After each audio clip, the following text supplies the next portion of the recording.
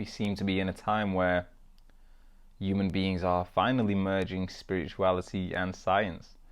In fact, this is a big part of what I do, is finding scientific research which matches up with ancient mystery school teachings, new age teachings, and bringing the two together. I believe in science and I believe in magic. I believe in spirituality, and I certainly believe in the existence of an alternate reality and another part of existence that we can't perceive with our own eyes.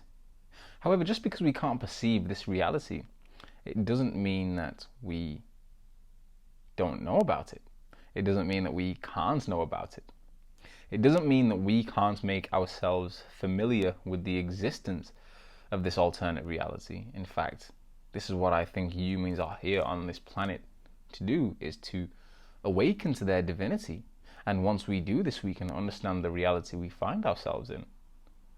And once we do that, we can take back power, take back control, not only of our own lives, but of the world. And this is how we can manifest peace and abundance. So I like to merge science and spirituality. What science that I have for you today that links to spirituality, or that connects us to this alternate reality, this realm that exists but we can't perceive with our own eyes? Well, I want to introduce you to a man named Dr. Masaru Emoto. And you can research Dr. Masaru Emoto. His name is spelt Masaru and then surname Emoto. Dr. Emoto did some amazing research, and what he did was he took containers of water. This was normal water.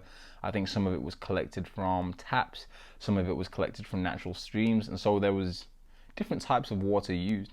However, this water was stored in containers. And what Dr. Emoto did was he spoke words into these containers. And so imagine having a small container of water and you hold it up in the air and you simply speak words at it or towards it. Well, this is what Dr. Masaru Emoto did. But what he did with these words was he set intentions behind the words, and he was selective with the words he used.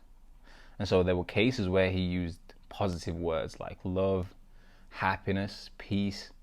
And when he spoke these words into the containers, he analyzed the water on a molecular level.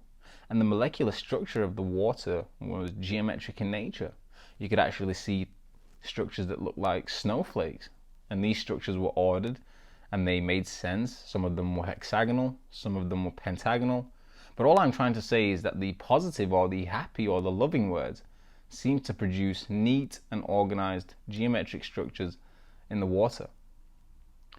Dr. Emoto did the same thing with negative words and words that have negative connotations behind them. For example, hate, greed. And when he spoke these words into the container of water, and when the molecular structure of the water was analyzed, there was no geometric structures. There was simply molecules of water that looked like germs almost, or that looked infected. They were clumped up. There was no order. There was no organization. There was no structure to the atoms in the water. And once again, you can research these images for yourself. But what's interesting is that simple words like hate and love have an effect on the molecular structure of water. So what I'm trying to tell you is that if you have a glass of water in front of you and you scream at this glass of water and you give it hate and you despise it and you dislike it, then the molecular structure of that water is going to be rough and rugged, and you'll be able to see this on a microscope. However, if you speak words of love and happiness, or if you simply say, I love you to this glass of water, and then you analyze the structure of that water on a molecular level, you will see perfect geometric structures, things that look like snowflakes, things that have symmetry, geometry that you are able to measure and draw lines through with a ruler. And so simple words produce geometric forms and structures in our universe, perhaps manifesting our own reality.